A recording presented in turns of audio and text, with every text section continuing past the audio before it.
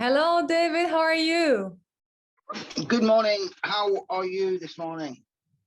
I am doing good. Yes, it's Friday, so it's always like a good day, I guess, for most Yes, of us.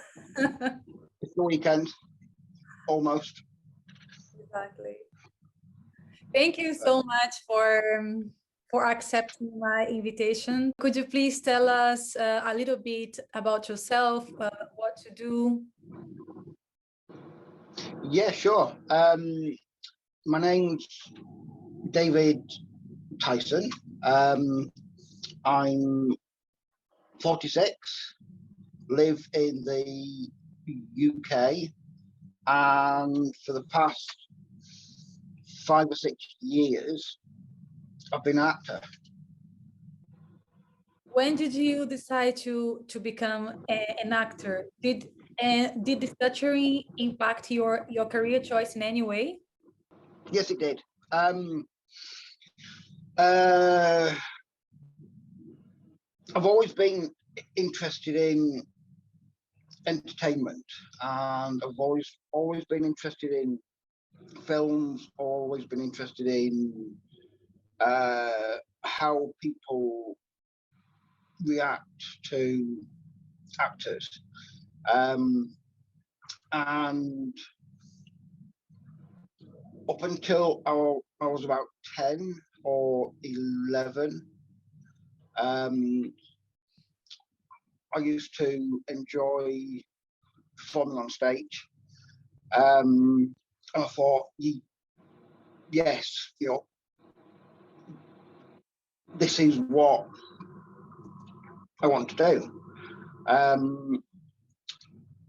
At about 12, that's when I developed a really bad stutter. And I became incredibly self-conscious. And although I didn't give up on what I actually wanted to do, I couldn't see any way forward. So I decided to look into other careers, and kind of put acting on a back burner. But I never actually gave up. It was more of a case of when as opposed to if. Yeah. When I decided that I was going to go into acting anyway, that's pretty much when I said, you know what? No, this isn't going to control me. It's not going to stop me from going on to do what I really want to do. And there were friends, other people saying, well, how are you going to be able to do that? Because you can't speak as fast as other people. And it was like, yeah, you're right. But because I've got a very unique way of talking, then if I decide to go into acting, which I did, then people are going to notice me because I'm different to the everyday actor who can just talk and talk and talk. In acting, if you've got somebody who is talking all the time, and you've got one actor who's fairly quiet, the audience will be drawn to the fairly quiet actor because they want to know what is their purpose, why are they in the film. So in a way, stuttering really pays off in a way. You worked as a teacher and you're now an actor who has acted on stage, TV, radio, films. What is it like to have a career that heavily relies on communication while having a stutter? It is difficult, but it's not difficult in the way that most people might think, because if you have a stutter and you sing or you act, there's people like Ed Sheeran, who used to stutter. There's Marilyn Monroe, Joe Biden, King George, Winston Churchill, Emily Blunt, all these people, when they're acting, they don't stutter. And what I found is that when I'm acting, I don't stutter. When I actually have to come face to face in a social interaction, like say, if I've got a premiere and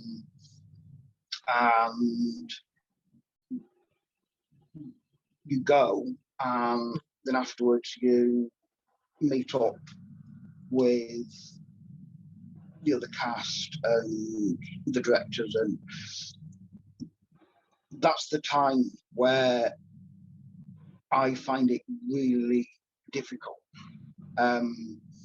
because it's more communication being just you as opposed to having to be someone else. And I thought that I was kind of the only one, but looking into it, a lot of actors find the whole meeting up afterwards and having to actually think about something to say, really hard. And I kind of took comfort in that, knowing that it's not just me, it's those actors and those singers, and it's also everyday people who might have a 9-to-5 job, but after that they might not go to party because they find the whole interaction really hard. in terms of roles, Yeah. how easy or difficult it is for you to, let's say, audition for a role of a fluent speaker? Like, how does that work? Do you feel some kind of like prejudice in that sense of like which kind of role you are offered, or you don't feel any discrimination in that sense? Yes and no. It kind of depends on the producer or the casting agent or the director. Like I've had a couple of films where I've only had a few lines to say, and yet I've also had a couple of other films where I've had to learn 8 or 9 pages. And what I've found is that the more you rehearse, the more your brain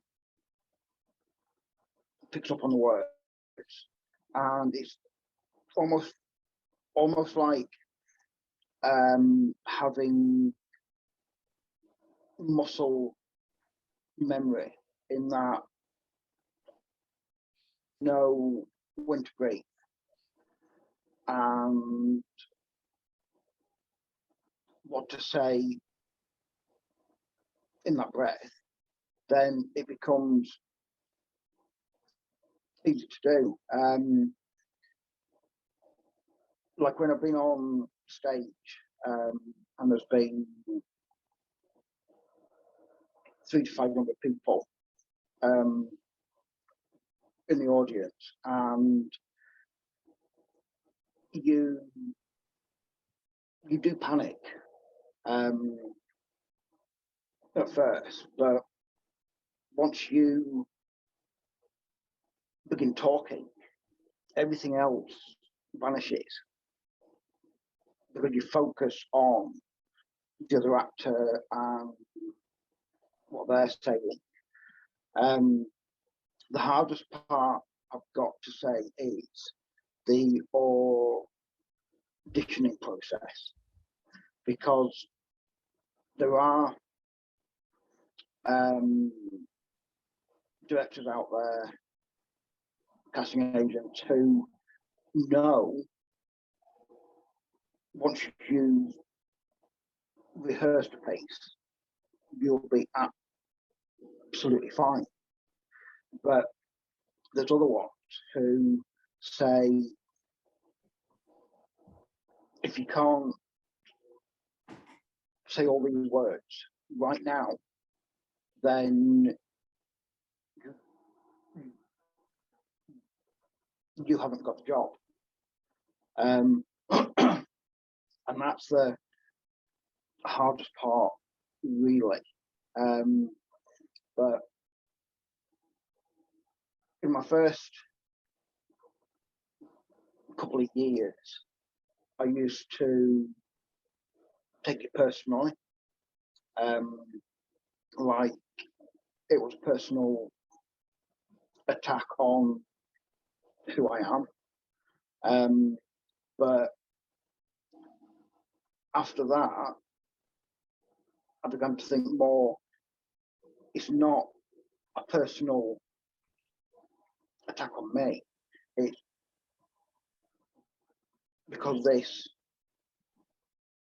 character has to be either a certain way, or certain height, or certain build. So these days, if I don't get a job, then it's irritating, yeah, but it's just part and parcel of the industry. That's very much related to my next question, which is exactly this. How do you see the entertainment industry for people who stutter? That is kind of linked in a way to the people like Emily Blunt, Samuel Jackson, Mm-hmm. Marilyn Monroe, and various other people that there are literally hundreds, if not thousands, of singers or actors, performers who stutter, and if you were to meet them or see them in a film, on stage, or the radio, you wouldn't know at all. I mean, I was watching a documentary last night, kind of in preparation for today, which is to do with the BBC. And there's a couple of presenters who have to communicate all the time, but they find it incredibly hard just to say their own name, and out of the job they stutter or they stammer, and they find it hard to say words, but during their 9-to-5 job, they find a way to not let it affect them. I was also thinking that when I was about 18, which is going back quite a while,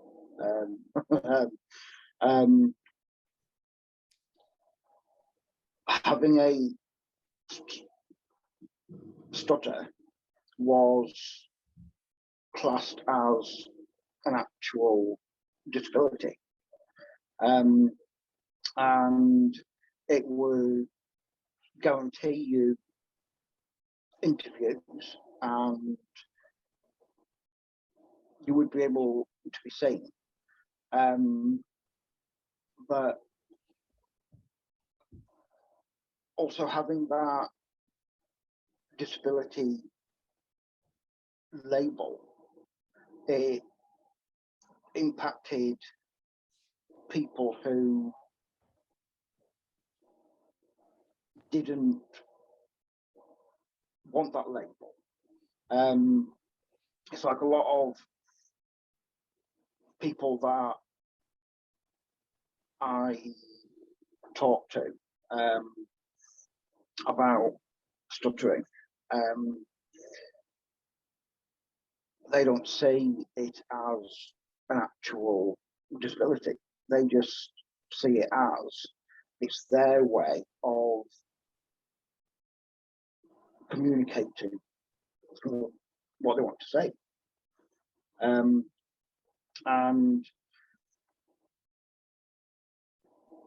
in a way, having that freedom of being who you want to be without having to actually fit into a box or fit into a category, it gives people more freedom of what they want to do and who they actually want to be. What do you consider the most interesting part about like a job? What do you like the most about it? I would say the most interesting part is because whichever character you are asked to do, or you are asked to take on, in order to become that character, you have to delve into their background. You have to delve into their childhood. You have to make up a whole story about that person, from when they were born to the person that they are today, and that can be really interesting at times. As far as things that I've been in,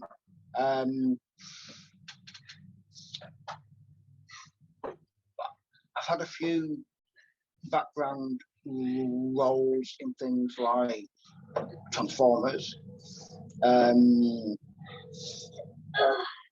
Last Night, and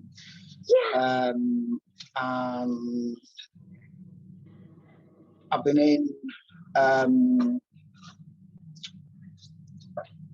don't know if over there in Europe,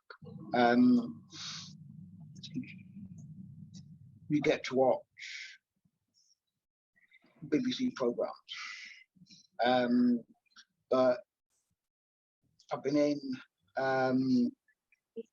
a short drama called Little Boy Blue. There were two more 6-part dramas. One of them was called The A Word, which is about a child who has autism, and about how it impacts his family and the community. I've been in countless short films where I've played a mercenary or a colonel or someone who's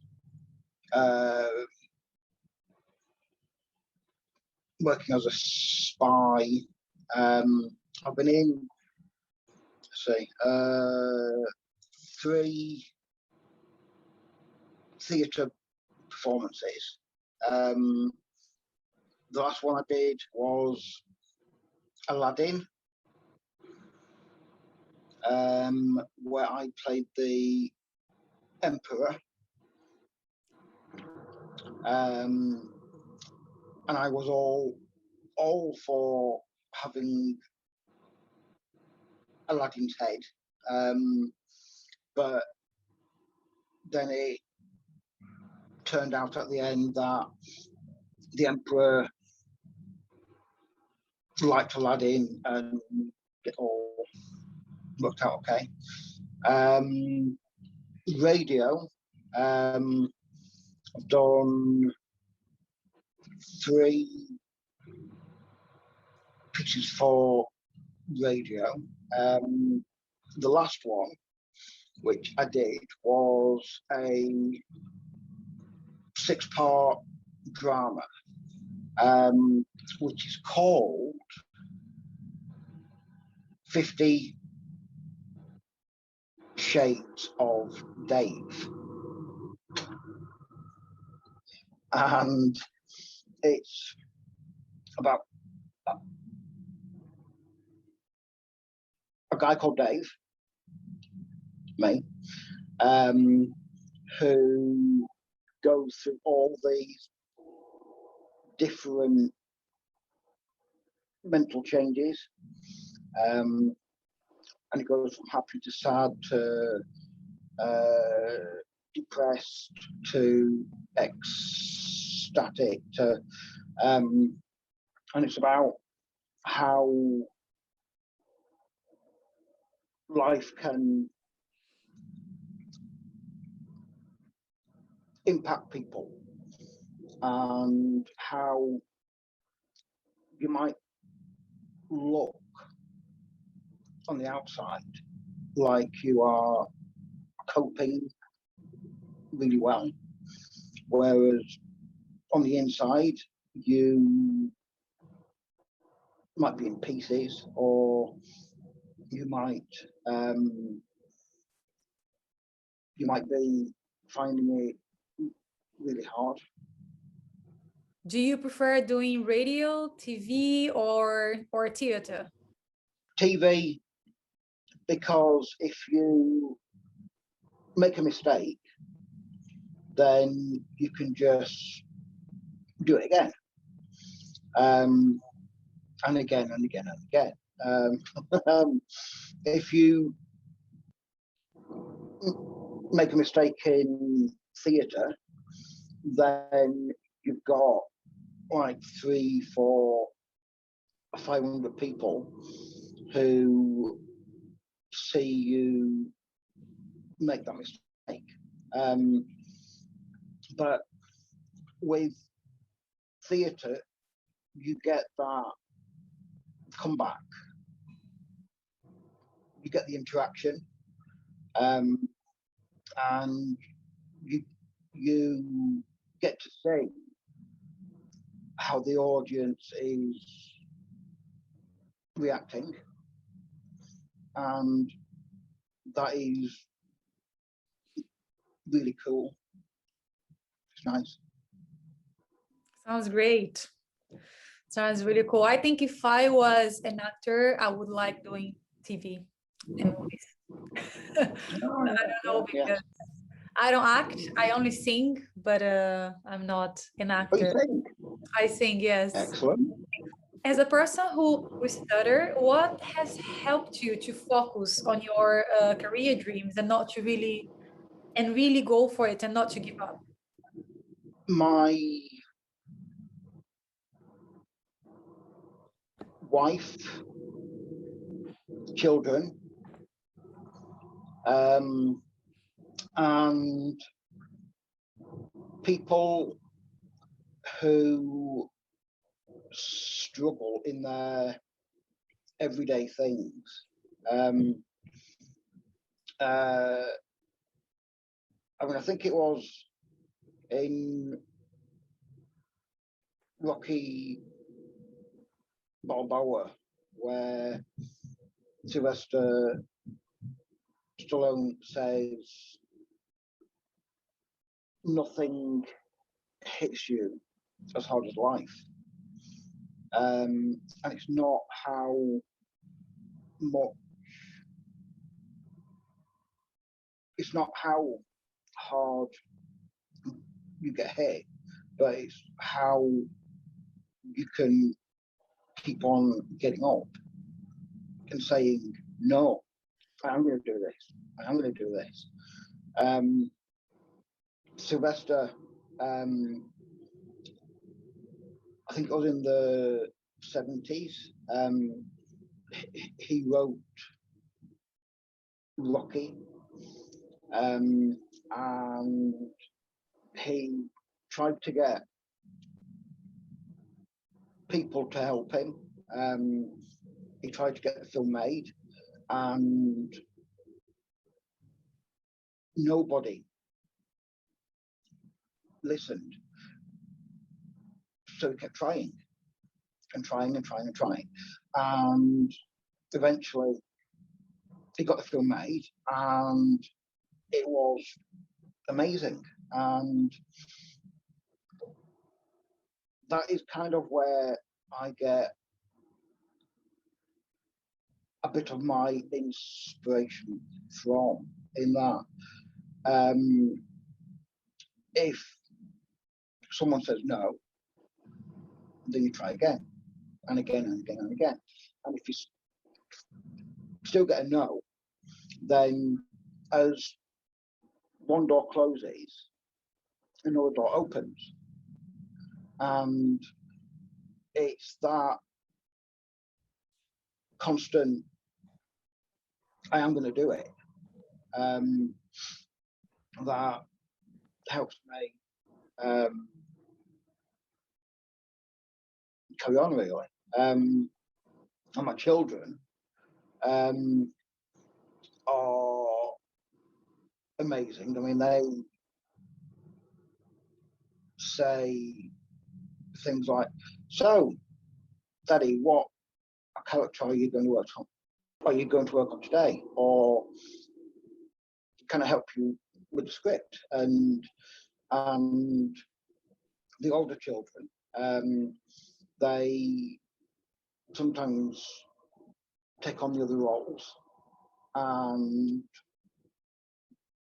we have a play with the characters, and it's really fun. That's really sweet of them.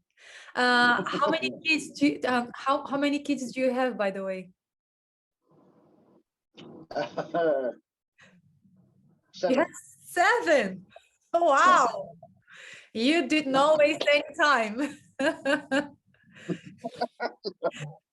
No. Do they also plan to follow on your footsteps? Do you think they will also want to become, actors? A couple of them, yes. A couple of them who,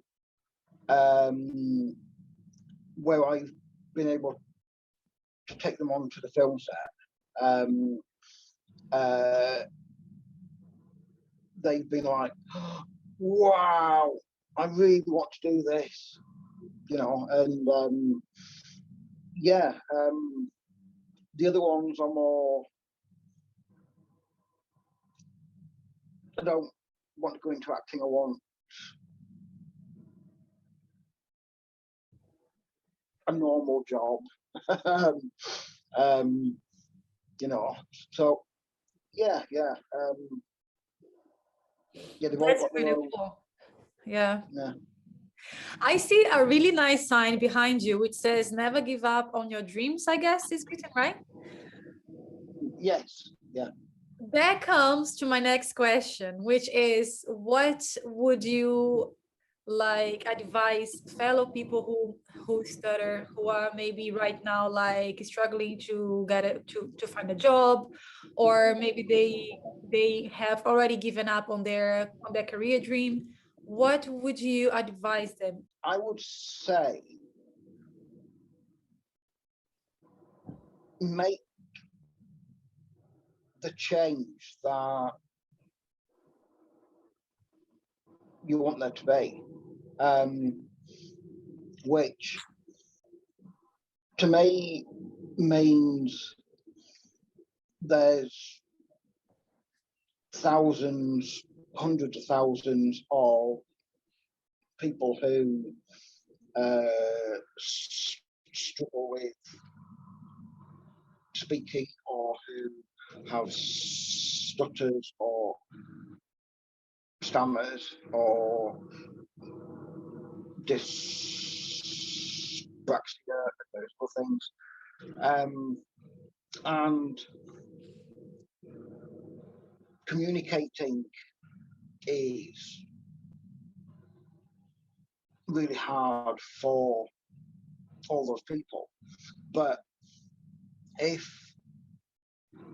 we want the world to change, and if we want people to say they are just as good as him or her or them, then we have to be able to stand up and say, I'm going to make that change. I'm going to not give up, or if I gave up, I'm going to try again. or if that route hasn't worked, I'll find a better route and not give up. I mean, I know firsthand how it feels not to be able to go into the career that you wanted to. I mean, I wanted to be an actor, and now I am. But for years, I let myself down because I let my stutter control me. And at the end of the day, it's just another way of communicating what you want to say. And if you want to be heard, then you've got to stand up and say, I'm here, I want to be heard.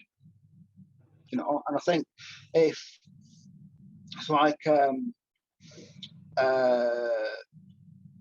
that saying, it only takes one person to make a change. If you look at Greta Zuckerberg, is it Greta? Yeah. She made a global impact just as one child. And if we do the same thing, then we might be able to change things for our generation or the next generation, and so on. I think, as you said, it's not about how many times we get hit, it's about how many times we get up. How we react, our children will also react. And if we want to make a change, then we got to set a really good example for our children on saying it is okay to fail. It is okay to not achieve. Just don't give up.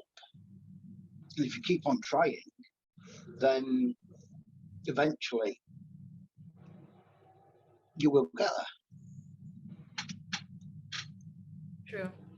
Out of curiosity, is there any character that you haven't played yet that you would like to play in the future? Which one would that be? A vampire.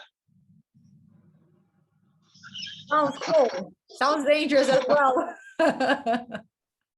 Yeah. I mean, like Twilight or Vampire Diaries. Yeah. Oh, yes. Yeah, absolutely. I hope it's gonna happen soon, and I will be able to see it on like TV. You playing a vampire. Yeah, I could definitely go with all that immortality and, you know, and not aging, and yeah, absolutely. I think the part of not aging would be a dream for a lot of people. Thank you so much, David. It has been great to talk to you, to get to know you more and to know how is the life of someone who is an actor. And it's amazing that you have been able to follow your career dream. And I hope that someday we will see you on TV or in some movies. And I'm gonna recognize him, like, oh, I know him. Yeah, absolutely. Yeah. I'll wave at you. Yes, please say, hello, Raiani. Let's end with this nice message behind you, which says, never give up on your dreams. No, never give up. No. And that's whatever you're doing, whether you want to be a teacher, a dancer, actor, doctor, lawyer, just. Thank you very much for your positive message. And I hope to see you soon on TV or in the cinemas or on theater. Absolutely. Thank you very much. Thank you, David. Awesome. Okay, thank you. Thank you so much for taking the time to be here with us. Thank you. Bye-bye. Thank you. Bye. Bye.